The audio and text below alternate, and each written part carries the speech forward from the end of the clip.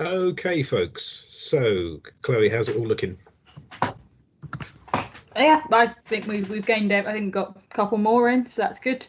Excellent. So I make it. Yeah, we're just about 5 past now. So this is me, the unairbrushed version of me. So I thought I'd quickly say hello before I launch into my PowerPoint presentation. Once again, as always, thank you all very much indeed for taking the time out to join us this evening. It's great to have you all on board, and hopefully you'll find the bits and pieces that we go through tonight useful. As I said at the start, bit of a new departure for me, delivering via this fashion, but a couple of rules that we're going to have is Chloe is going to sort of help me out here with all the IT side of things. She is also works for Surrey FA in our education department, so if any questions crop up in relation to education and courses, etc., hopefully between Chloe and I we can help you with any queries on that front. But in terms of managing the meeting, she's put you all on mute so that we don't get disturbed by background noises. Some of my neighbours have decided to have a firework display tonight, so apologies if you get some of that in the background.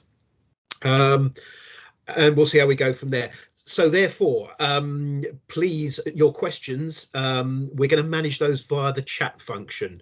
So if you do want to ask a question at any stage, please pop it into the chat function, which you should see on the top of your screen there. It's sort of like a square speech box, if you like. Click on that and it opens up the screen and you can type in your question there, and we'll pick those up as we go along and answer your queries as we go along. There will be obviously right at the end of the session a general questions session, and hopefully we'll pick all of those up from there. So if we're ready, hopefully the technology will be kind to me. Oh, and one last thing, sorry, we are going to record this session tonight as well, because I am aware that there are some people that intended to come and couldn't make it. So for their purposes, really, I think we've already hit the record button. Am I right in saying, Chloe? Yes.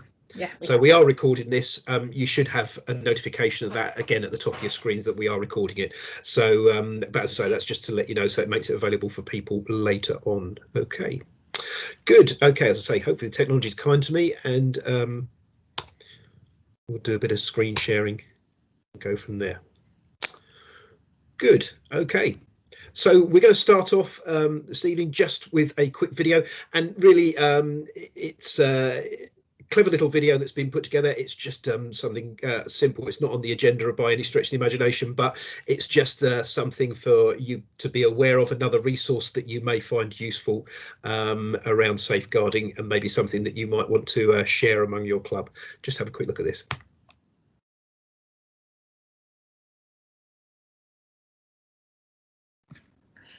Phil, that's not playing sound, unfortunately.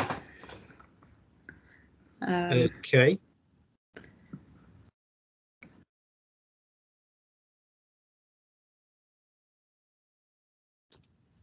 No, not working.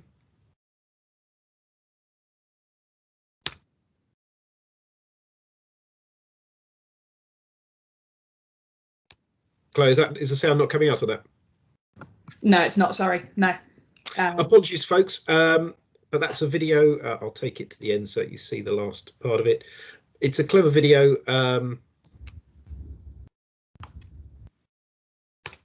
put together by the NSPCC.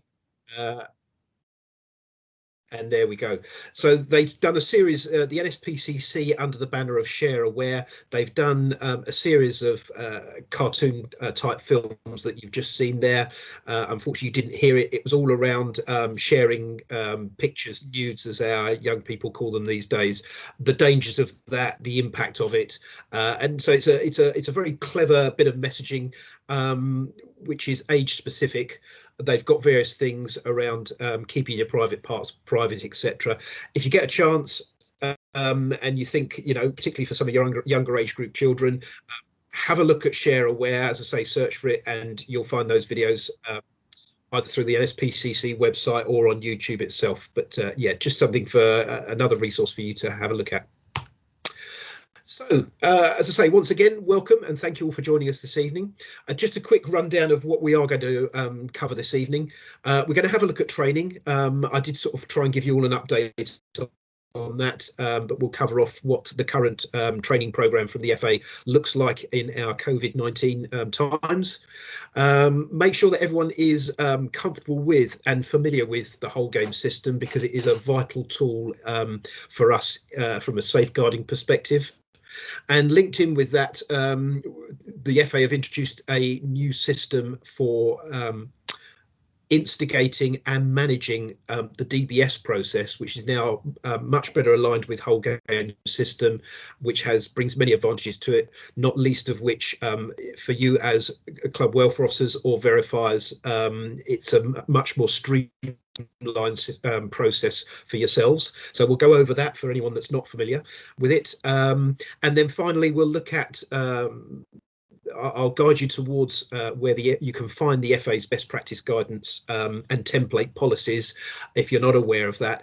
And they have recently added to that list, so it's worth if you have looked at that page of the FA website before, it's worth revisiting, because I say they have updated it with a couple of new documents which you might find useful. And then we'll end with some questions. Okay, so with we'll look at the training landscape. As I say, it has changed as you might have expected. The challenges around delivering face-to-face courses and maintaining social distancing and being COVID compliant has been a massive challenge for the FA, and which has then been devolved down to the county FAs. We in Surrey have attempted we had some level 1 coaching courses going on, so we wanted to make sure that we allowed the candidates the opportunity to complete those level 1 courses. So we did do literally about, I think it was 3 safeguarding workshops, and I delivered one of those, and it was challenging. Everyone had to wear face masks. I was wearing a shield. We delivered it, but it proved difficult. Going forward, the FA recognised that that's not a very practical solution, delivering in that way. So, to be honest, what will happen next spring, it is the intention of the FA to launch a new bit of training in relation to safeguarding, which I'm pretty certain will be all online. So, in fact, it will take away that face-to-face element. And as I say, that's not due for release to coaches or anybody within the game, probably until next springtime. So to fill the gap, as it were, in the meantime, there's really 2 things that you can guide your coaches towards. The first one that I will promote to you if you're not aware of it, which was launched literally, I think, at the end of August, and had been the FA have been planning this for some time. They did bring forward the launch of it a little bit in the light of COVID-19, but it's called FA Playmaker, and as you can see there, it's sponsored by BT, and this is considered, if you like, for anyone that has an interest in the game. They don't have to be going into coaching. In fact, anybody can do the course that wants to. The course is free to do, so any parents that have an interest can do it if they wish, and it covers some basic bits around football coaching, but it also covers safeguarding, and I think it also has a small element of around first aid. So it's very much seen as an introductory model for anybody, certainly, that wishes to get involved in the game, I guess, in any way, really, shape or form. And certainly we're encouraging anyone that wants to do any future coaching courses, level 1 coaching courses. This is their starting point. They need to get on to the FA Playmaker and start that off. And it will, as I say, give them with a good basic knowledge around the expectations of how we run in football and how we look to engage with our young people and to coach them going forward. If you've got anybody that doesn't want to do that course, which, as I say, covers a broader subject base, but they are interested in doing just learning a bit more about safeguarding in football and what we're looking out for and how we operate in football, you can see there that the other course is Safeguarding for All, which again, that actually is a straight lift out of the Playmaker course. So the safeguarding element within the Playmaker course has been taken out and is that standalone Safeguarding for All. So what I'm saying to you is, if you've got people that do the Playmaker course, then they don't need to do the Safeguarding for All, because it's already in there. If you've got people that don't want to do the full Playmaker course but want to upgrade their safeguarding knowledge, then they can go direct into that Safeguarding for All. With all of these courses, as I'm sure you're all well aware, the only stipulation is that the people taking the courses need to have a FAN number to be able to access those courses. So that's the landscape at the moment as it looks for FA learning courses for coaches, and they're the courses that you need to be steering your new candidates towards. Now, I did already put this out in an email to you, but anybody that missed it, or just to refresh people's memories, this is the training package as we have in place at the moment for new club welfare officers. So as with with everyone that's involved in grassroots football, working with our young people that has regular unsupervised contact with them, as it's described, you must have an FA accepted DBS check. Now, you should be able to do that through your current welfare officers. Welfare officers, we ask that you do your checks just to maintain the integrity of the system. When it comes to doing your checks or renewing your checks as a club welfare officer, we ask you to come to us at the county and run your check through us, but it must be an FA accepted one.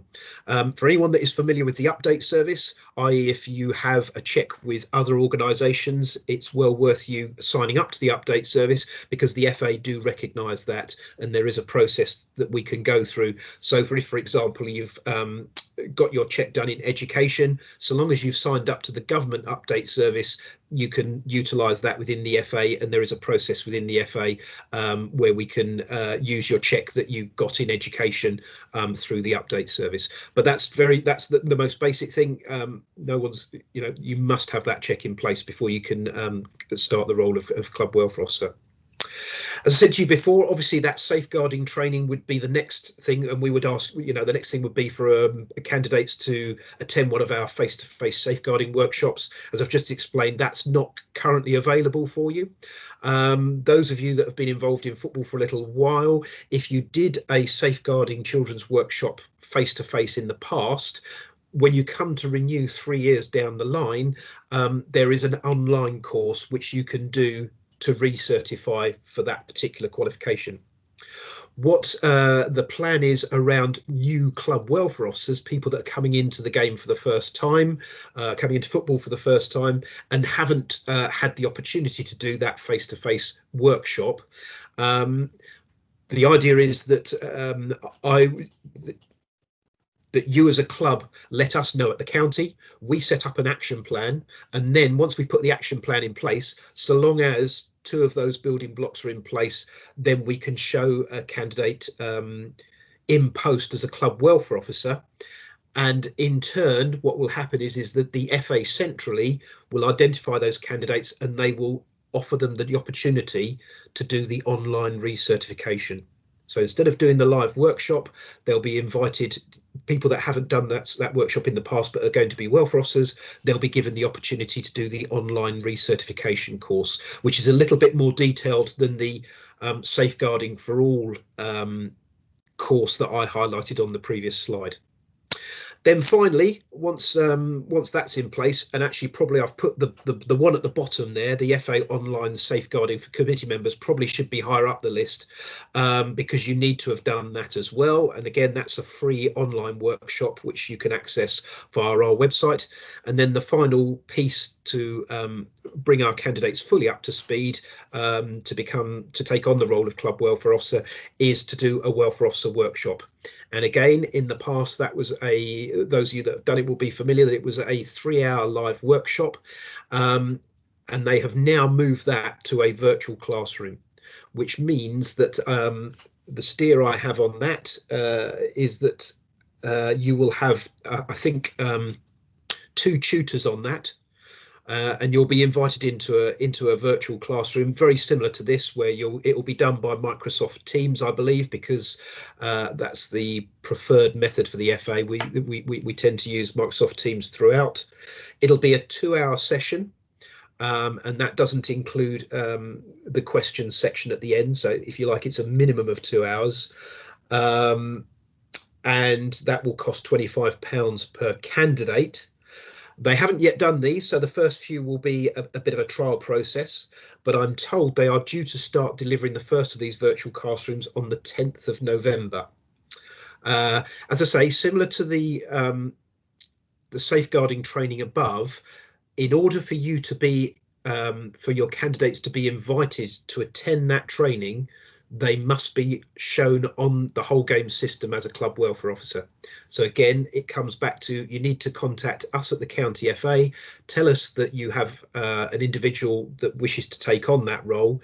We will then set up an action plan for you, and so long as your candidate has got a DBS check and has completed the safeguarding for committee members course, we will show them in post as a club welfare officer. And the FA centrally, not us at Surrey, the FA centrally will then pick up those individuals and they will invite them to attend one of their virtual classrooms in the future. As I say, I don't know if we've got anyone tonight that is on the call that fits into that category. I was told that you should have been sent out invites to that virtual classroom probably yesterday. You should have been given a selection of dates. Fingers crossed that has happened. Good. So perhaps before we move on, Chloe, do we have any questions around the training section? Because that's pretty much, I haven't got much more to say on that. Has anybody got any questions on that they want to post into the chat? We have had one already, which was around are these courses accessed via the FA website? I've gone back confirming that they are available on FA platforms, but that we are planning to send out all of the useful links for the online modules to everyone who attends tonight, essentially, so that you've got them. I'm aware that they are often not easily found for whatever reason, so we are going to try and make it as easy as possible for you to have them as tools, so that when coaches or volunteers come to you, you've got them. Perfect, thank you, Chloe. Yeah, just to make it clear, I mean, what Chloe's talking about there, what we're referencing there are certainly these two courses. We'll make sure that you have the links for those. And similarly, for the bottom course there, the FA Online Safeguarding for Committee Members, we will make sure that you have the links into that. The links are available on the Surrey FA website. The other two courses that I've mentioned there, as I say, that online recertification and that the virtual classroom, we're not managing that at county level. The access to those courses and the invites to those courses are being sent out by the FA centrally, so I'm afraid at the moment we don't have any control over that. As I say, I think it's probably worth me saying, if you want to have access to those two bits of training, or you have somebody at your club that you want to have access to those two bits of training, can I suggest that you send in an email to the Surrey FA safeguarding inbox, and I will compile a list of there which I can then forward on to the FA. As I say, I can't give you direct access to those two pieces of training, but I can forward details of candidates onto the FA who will then make that accessible to them. Any other questions on training, Chloe, before I move on? No, that looks to be it. Excellent. Okay, good. So the next thing I want to talk about is whole game. And here is where I need a bit of wizardry to show you what whole game looks like. Apologies for some of you if you're already familiar with this. But I thought it was worthwhile whilst we were here, just for those of you who aren't familiar, I can send you out documents and guide documents, but I sometimes think it's better to see these things in action. So in essence, whole game system, and this is the system that we use throughout the FA. It is really our Bible. It is vital for you as clubs, and any of you that are club secretaries, or any of you that have the ear of your club secretaries, we very much view whole game as a live document. And it's really important. It helps all of us, you as a club and us at county level, to be able to have a true and accurate picture of who is involved with our young people, who's working with our young people at club level. We rely upon this system to give us an accurate picture around that. So that's why I say it's a live document. I think once you've got it set up in its first instance, it should just be a question of dipping in and out to change people. Really what I'm saying is, when a new coach joins you, it's important that they're added onto the system. And similarly, when a coach leaves your club or a volunteer leaves your club, again, remove them from the system so that we all have as accurate a picture of what's going on within our clubs as we possibly can. So this is the landing screen. And I'm going to log you into my live account. So please look away. Don't memorize any.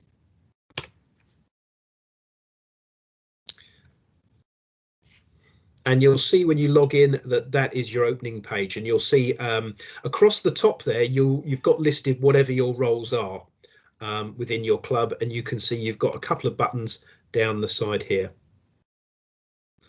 which we'll come back to shortly. So I will take you into our test club that we have set up for Surrey FA, and if you as you see, if you click on the tab there, it will give you all the details around your club.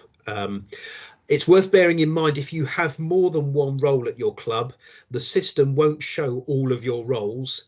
It will default to whichever role gives you the highest access level. So if for example you are both club secretary and club welfare officer, it will only show up one of those. You'll only get one tab, probably for club secretary, but it gives you it still provides you with the same information you need to perform both roles, if that makes sense.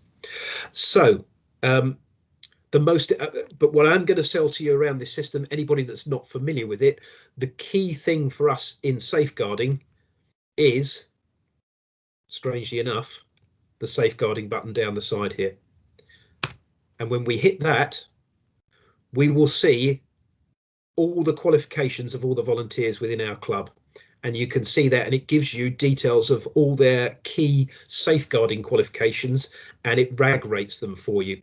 So you can see there, the first one we have, it tells you the date of their DBS. It tells you the date that they last did some safeguarding training. It gives you the date of their emergency aid qualification. If they've done the welfare officer workshop, it will tell you the date of that. It also tells you the date of their safeguarding for committee members. And then lastly, there's a recently launched module around safeguarding adults module. So you'll see that also appears on there. So straight away, as I say, and this is why I stressed at the outset, the importance of keeping these records up to date, making sure that all the volunteers that are involved in your club appear in this system, because straight away, just by hitting that one button, you can see what everyone's qualifications are. And we can see here, for example, that we're probably going to have a conversation with David Miller if his role requires him that he needs to keep his first aid up to date. Then we're going to be having a conversation with him around that and chasing him up to get on a course and get trained up. There's a lovely picture of Bob Dick, if anyone knows Bob Dick there. I don't know why he's chosen that one. And the beauty of this, because I know that there are some clubs out there that perhaps for whatever reason have not, and perhaps are still not using whole game. I can only guess that they are using their own spreadsheets and documents at home. My slight issue with that, and the points I would sell against doing that is, this system is automatically updated by the FA. So as soon as Andrew Dickinson completes his safeguarding training, then the system will transfer that across, and that will show that on his record. Same with David. As soon as David completes an FA emergency aid course, the system will update, and within 24 hours usually, that will change from red to green. So as opposed to a spreadsheet that someone's managing at home, where it's reliant upon an individual to update those records, this one, it's done automatically for you. The other side to it that I'm less keen on is it's not just, how many people can access the club's own internal spreadsheet. With this system, all your key club officials, so certainly your chairperson, your club secretary, and your welfare officer and assistant welfare officers, if you have them, they can all access this information. And as we know, safeguarding is everybody's responsibility. It's not just down to the welfare officer, although the club welfare officer may lead on it. They need to be supported by others within the club.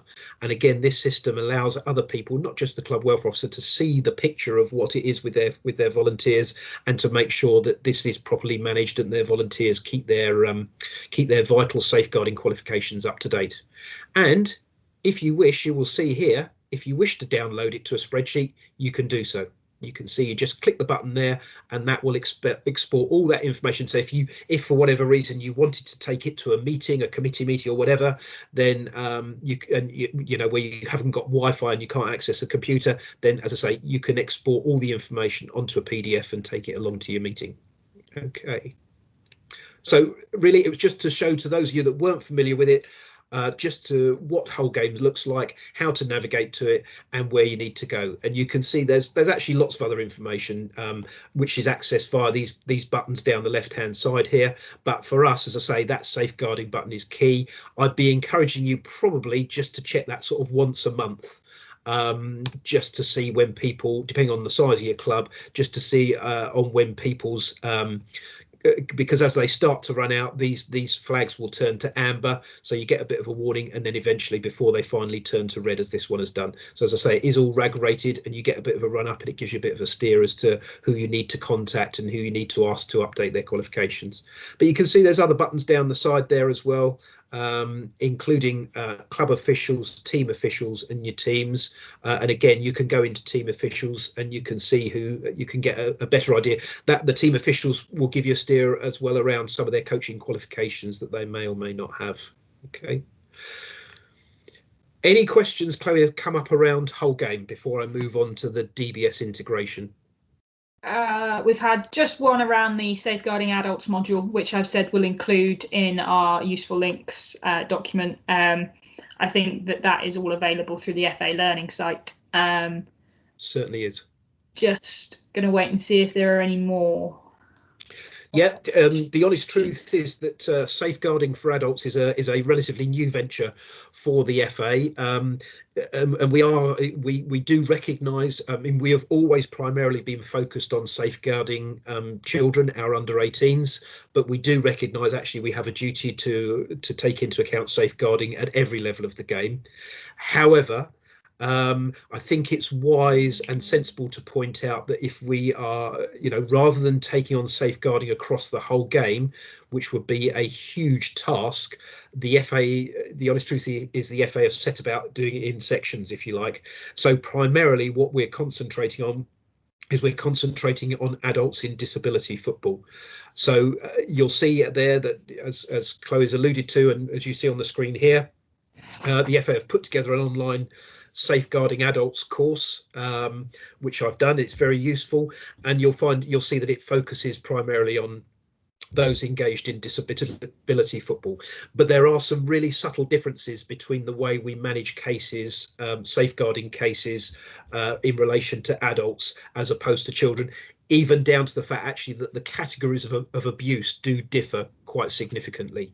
So definitely for those of you working in and around disability football, well worth watching.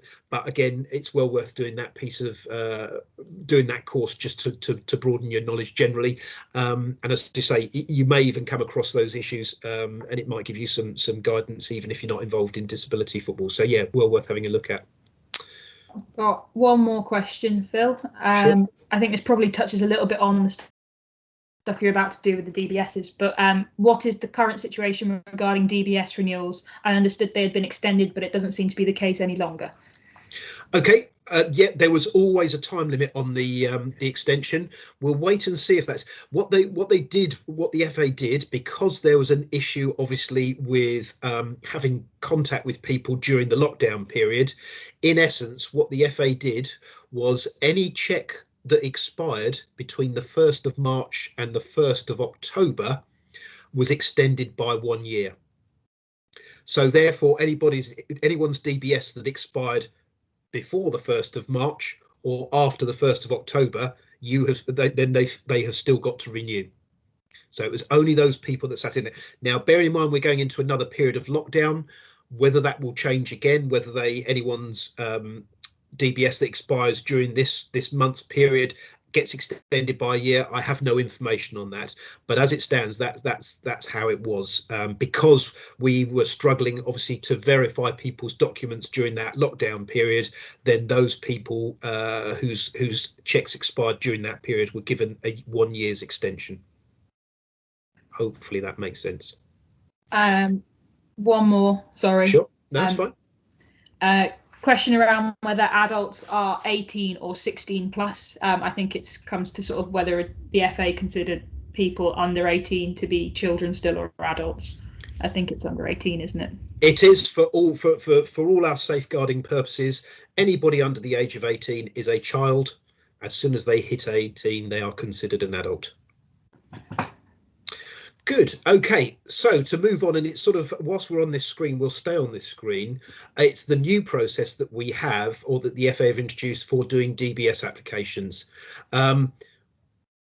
We do think this is the best way forward. You'll see on this screen that it's not actually populated, but basically, as I say, if we go onto that safeguarding screen, when you first click the button, it'll take you in to show your current volunteers, but it's worth, what we're looking at now is this tab here, the DBS Applications one.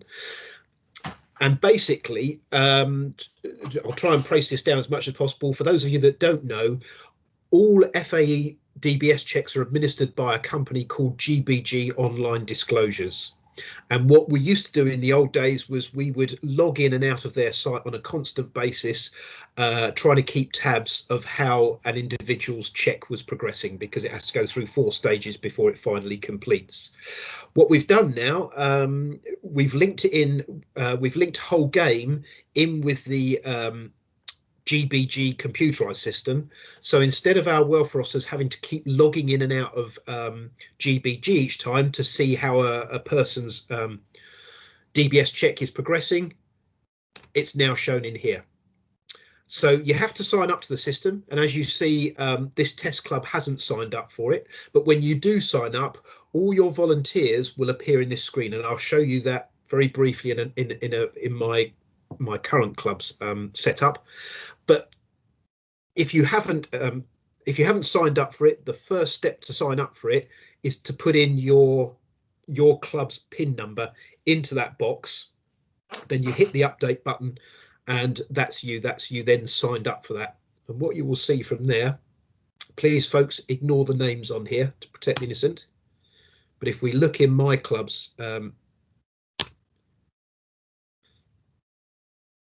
just to give you a live version of it, when you go in, you will get that when it loads up. So you can see at the top there, we've loaded in our organisational PIN, which was provided to us by GBG, and then you can see, I'll show you just a little snippet of it. You can see down here it's populated with our coaches, and you can see on the end there it says application complete, so it gives you a live update status. So just to quickly run through, if you have somebody that wants to do a DBS check with your club, and this applies to renewals as much as it does to brand new checks, what you ideally need from that individual, you need to know their FAN number and their date of birth, because that's what the system will search upon. Therefore, step one, I suppose, before that is if the person is brand new into football, the first thing they will need to do is go away and set themselves up a FAN number. And to do that, you can do that from the landing screen that we had. So if we were to log out, I won't do it at the moment, but if we were to log out of this, you have the option to set up a FAN number on there. When they come back to you and say, right, I've set up my FAN number, I now want to do a DBS, what you do is you add them in here, and you can see there that you will add in either their, and that's why I'm saying to you, it's easiest, get their FAN number from them, get their date of birth, you then hit the search button, it will find that individual, and then you basically add them in there, and straight away they are linked up to your club through their FAN number, and the DBS process is started from there. So you have a track of it within your club, and it's linked direct to their FAN number from the outset. Under the old system, that didn't happen, and at the end of the process, you'd have somebody sat at a desk. They would search through for a fan number for Phil Rendell. If they found it, great, they'd link it up. If they didn't find it, they'd create a new fan number for me. So it would, this is a much slicker system, because from the outset, this check for Phil Rendell is linked directly to me and directly into my fan number. And what happens is there's a few more. The honest truth is there's a couple more steps for the candidate to do, because what happens from there is once you've added that individual to your club's account, what that does is it sets up. I don't know if I've got it on here. Let me just see. It populates a button on their screen. Yeah, it is. So when they log in, they won't have as many tabs as I've got here, but they will, down the left-hand side, have my DBS. So when you set them up on the system, they then log into whole game. They click on the My DBS button. Don't know what it's going to say on mine. It says I don't need it. But basically, when they go through to there, it will say to them there, right, you're looking to do a check with whatever your club name is, and it will ask them that because, as we're aware in football, sometimes people work with more than one club. So it's important that they go in there and they say, right, yes, I am doing a check through that club, and they have to hit another button, a green button on there that says, yes, I wish to do a check through that club. What that then does is it then sends them an email instruction of how they actually log into the GBG website, and they fill out their application online. So again, another significant point is that the email address that's on their fan record must be up to date before they enter into this process, because if not, they will never get that email and they'll never be able to progress the check. So they get an email, they log into GBG, they fill out the application online. You'll get a notification back on your screen here.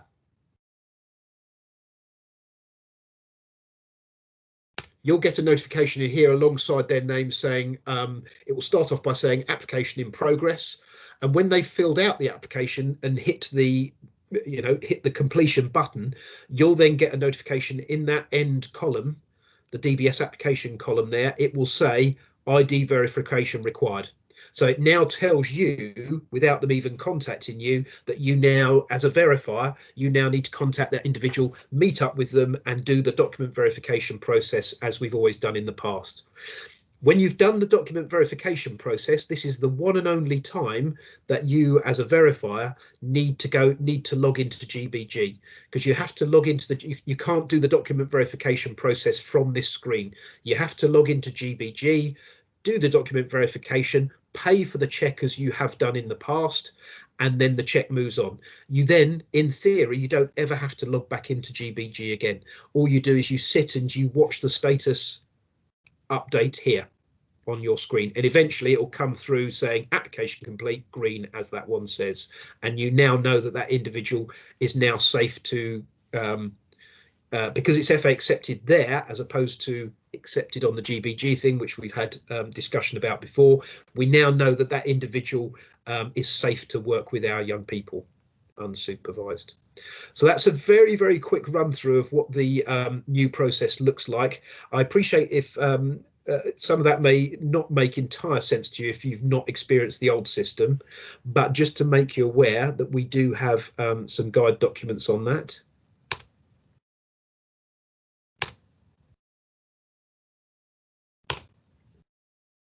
So there we go. That's the way I've put it, but you can see the two documents on the either side of the screen there. You can see on the left-hand side of the screen there, there's a guidance manual for club welfare officers, and which we can send out to you if you haven't already got it.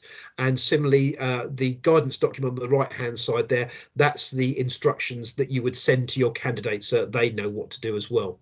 In the middle there, we've put together a video presentation again to explain the process, and as you can see there, that video is available still on our website, on our safeguarding page. It's about halfway down the page there, and for those, some people have said said that that's an easier format for them to work with, watching back the video. So feel free to have a look at that. And then on top of that, the FA's tech adoption team, they are offering to run sessions for clubs, directly to clubs throughout November and December. Now, these are the guys and girls that physically run and maintain the whole game system.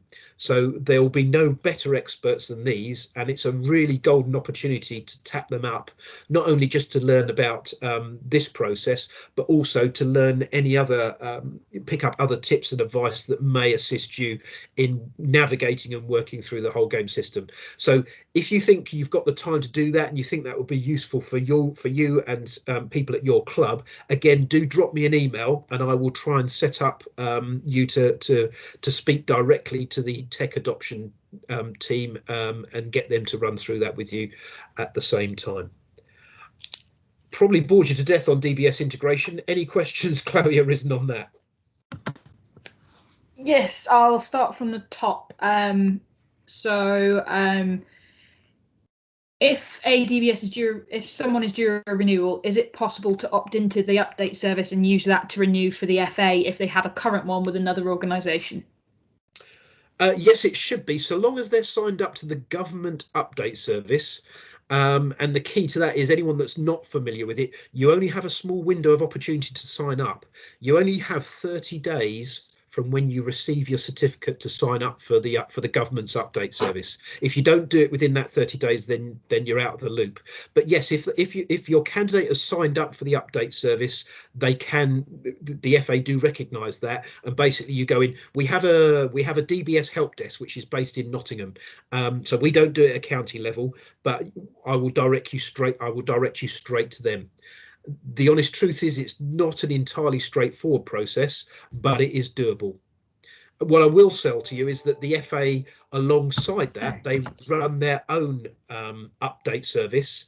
And if you sign up, and again, there's a little bit of work to do on it, but if you sign up for that, it will automatically renew your check annually. So it's well worth considering that as well. I'm just going to turn my camera off because my signal's dropping in and out. I've got a couple of helpful points. Apparently GBG send an email when a DBS is ready to verify, so that you get the notification, so that's quite handy. Brilliant. One of these from Albert is worth checking if a new member already has a fan before asking them to sign up to avoid duplicate fans, which can cause issue. Most definitely. Yeah. I was just going to talk a little bit about duplicate fans. If you've ever got a coach or a volunteer saying that they have a qualification that you can't seem to find on the number that they've provided, or if you found a fan record for them and it's not there, often 8 times out of 10 maybe the issue is that they have more than one. And in terms of sorting that issue, if you pop an email into, anyone really at Surrey FA, we can merge the records so that your volunteer or coach only has one afterwards, and everything is then stored in one place. That is the best and the only way really to double check that they don't have do have the qualification they say they have that's not showing on a fan that you've got in front of you. That's probably that. And then one more about, can I ask what it means if it says on the screen no DBS but says application complete? I think that means in GBG. Yeah, I'd need to know a little bit more about that. Ros, if you could give us a bit more on that question, are you in terms of on whole game system? Sorry, can you hear me? Yes, we can. Yeah. I've got several that I know have done. On GBG, it says that their application is complete, but on here it says no DBS, but next to it says application complete. So it says DBS not found if I hover over it. So they're kind of black boxes as opposed to green. Okay, yeah, I'm not familiar with that one. Perhaps we'll pick that up outside of this meeting. If I could ask you perhaps to screenshot that for me, Ros, and send it over, and I'll have a look at that, because I'm not sure what that means, to be honest. Okay, I'll send you a screenshot. Thanks. That'd be brilliant. Thank you very much. That is it at the minute for questions. Lovely. Okay, fantastic. In which case I will move on. And I just really wanted to highlight to you, and again, I'm sure some of you will already be aware of this, but the FA best practice guides. So if you go on to www.thefa.com and click on their safeguarding page, you'll see that screen over on the far left there. That's what will come up when you search that. It has got tons and tons of information, but it does, and it also includes, if you were to scroll down that page, you'll find several tiles, and middle bottom tile is the one that I've highlighted in that middle screenshot there, and that takes you to all the FA's best practice guidance, and it's got in there template policies. So if you wish to refresh or update your safeguarding policy, for instance, then you can go there, you can lift off the FA's template policy, just fill in the blanks, basically your club's details. If you want to brand it with your club's logos, it is there for you to work with. So there is a safeguarding, ready-made safeguarding policy already in there. My bugbear with it is that there is over 120 documents in there now, which I know for some people, when they click on that, will be an immediate turn off. I have spoken to the FA about this. One of the issues with it is they have duplicated virtually every document with one colour version and one black and white. So please don't be entirely put off by the 120 odd documents that you get come up. They are duplicated with a colour and black and white version of each. But it's a really fantastic place to find out. You'll answer a lot of your questions by going there. It has on there the best practice guidance around taking your photographs of young people, around running a website, around communicating with young people, and the use of social media. And as I say, they are constantly updating this, and a couple of new ones that have literally, as far as I'm aware, have just popped in within the last month or so, which I've highlighted on the screen there, is you can see they're put into sections. So document 5.6, if you were to go to that, that talks about physical contact within grassroots football, gives some guidance on that, what is acceptable and what isn't acceptable, an issue that came across my desk this week. So it's still a topic that's worth knowing about and being familiar with. And then secondly, at 5.8 there, they've produced another document which looks at managing challenging behaviour in young people and some guidance on how they do that. Again, probably worth having a look at, and may even be worth highlighting to some of your coaches. It may be a useful tool that they can work with. But so yeah, it's that middle screen there. Please have a look out for that. As I say, you'll have a lot of your queries answered in there. It does look a little bit daunting to begin with, but as I say, if you have a flick through, I'm sure you'll find something useful in there. And then last but by no means least, really, again, around sort of maintaining high standards within our clubs, and making sure that we maintain high standards and manage the behaviour of people that are members of our clubs. I will refresh your memory about the codes of conduct. Now, the FA relaunched their respect campaign recently, which meant that they rewrote the codes of conduct. So please, again, as I say, when it comes to managing, and particularly your supporters, because we at the FA have no jurisdiction over the people that stand, the parents and guardians that spectate at your matches. If they demonstrate poor standards of behaviour, we have no powers, no jurisdiction over them, so we punish you as a club. So just be mindful, it is your responsibility as a club to manage your spectators' behaviour, and the way you manage your spectators' behaviour is through these codes of conduct. Okay. Any questions on best practice guidance and where people need to go and what they may or may not find useful? Nothing in particular. I have posted just in the chat just to say that we will include the link for the guidance documents as well, just so that everything is there and ready for everyone. But yeah, other than that, we've not had anything new at the minute. Brilliant. Thanks, Clay. So that really is the end of my presentation, the areas that I wanted to cover. If there is a topic you'd like to discuss now, or something you want to raise that will benefit the whole group, please tap away into the chat area, and Chloe will monitor that and come back to me on that. In the meantime, again, I'm sure many of you are already familiar with these, but again, some of the key organisations that it's worth you being aware of and promoting within your clubs.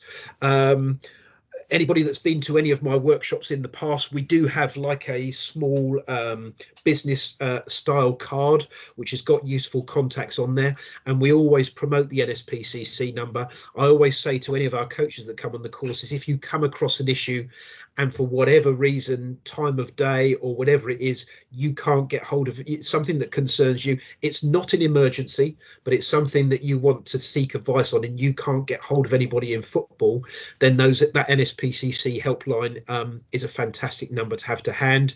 We have always, or it used to be 24 hours. And actually, a lot of the FA literature at the moment says that it's not. Sadly, in these times, I guess, where resources are tight, it's no longer 24 hours. But as you can see, it is open. That number is available.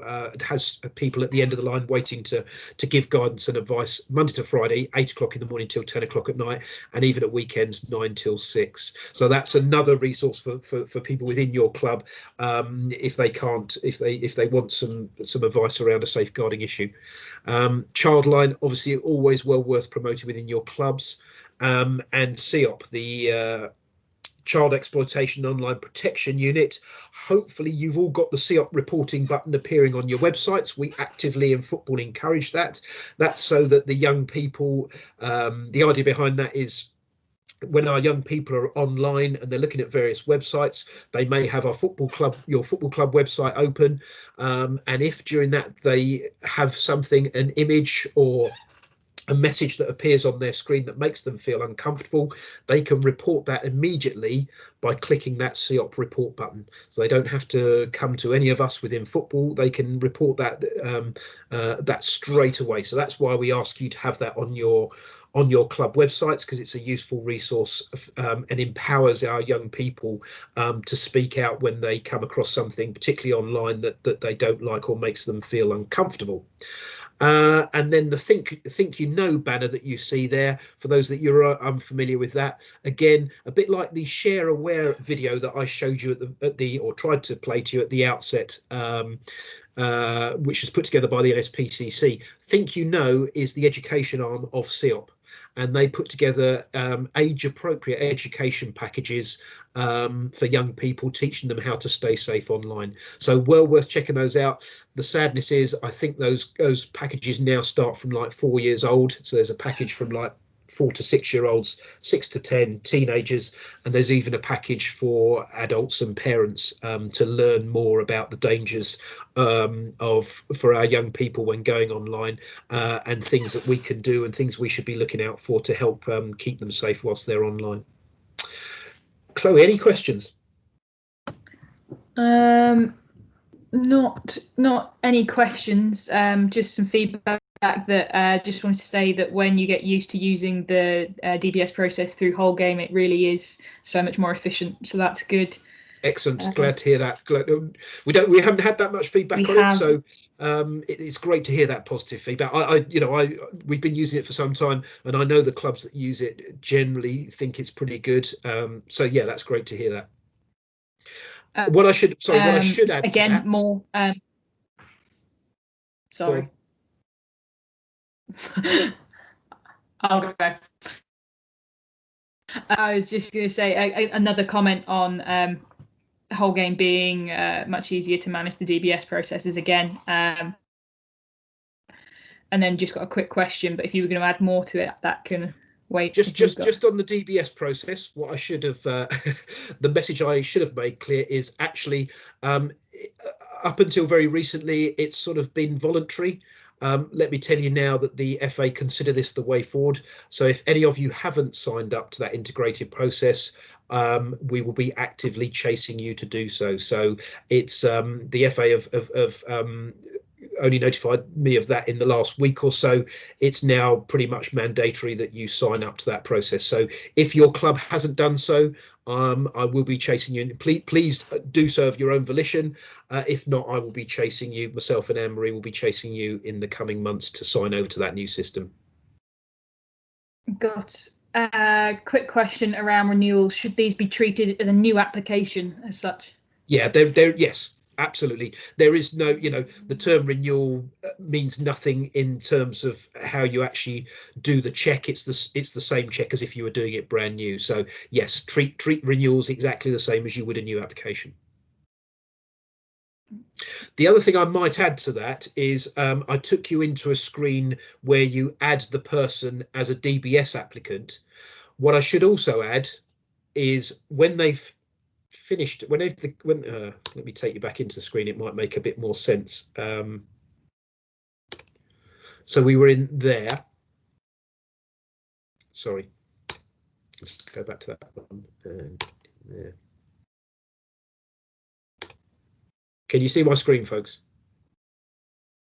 Not yet, no. Beg your pardon.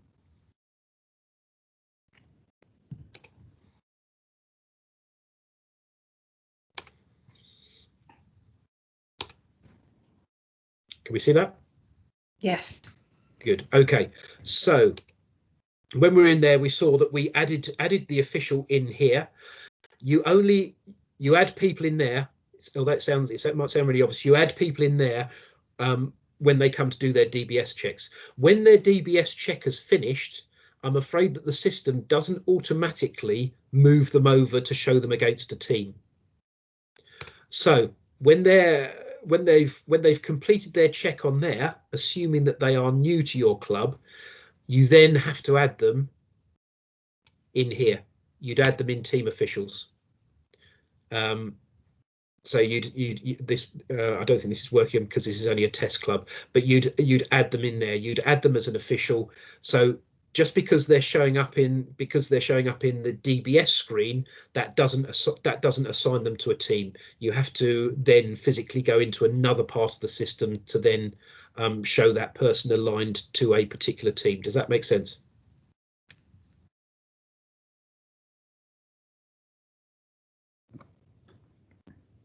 Hopefully so. Okay. Right, back to my slideshow.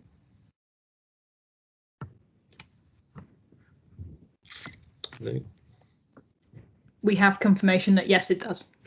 Good. Thank you very much indeed. Okay.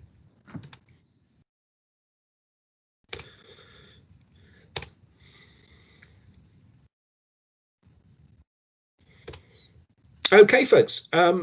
So I'm just going to leave you with this, and fingers crossed that the sound works. Chloe, give me a shout if the sound isn't coming out. No sound. Call me lucky.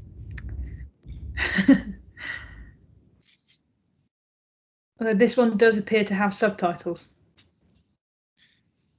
Stick with it then, folks, if you haven't seen this one before.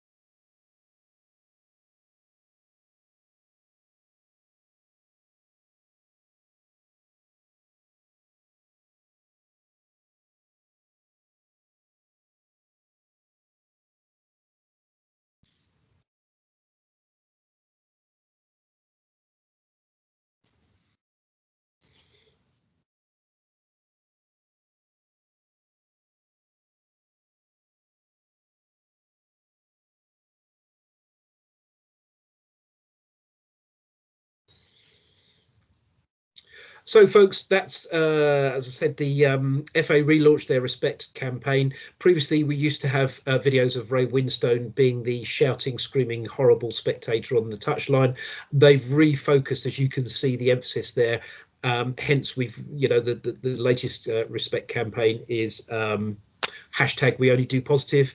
That's the environment we're trying to create. That's the environment that I know that you people are working very hard to create out there, and it is really important to make it a much better experience for our young players if we can move away from all those negative comments and moving into that sort of very positive aspect.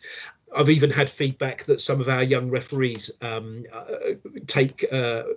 feel more confident when they walk into a club that is showing the respect banners. They feel that they're going to get a much warmer welcome and feel much more confident in the role they perform. So thank you all for all the work you do around that. And it just really is, finally, that's it from me. A final thank you, for your participation tonight and taking the time out to join us, but also broadly on behalf of Surrey FA, thank you for all the fantastic work you do out there. We don't underestimate how much time and effort you put in there, and it's really important to us and really important, we know, to our young people, that you put in that time and effort to make our football fun and safe for all of them. Thank you for all you do. I wish you all well and hope you all stay safe during this period of lockdown. We will send out some bits and pieces, as Chloe's already said, but once again, thank you very much indeed for your time this evening.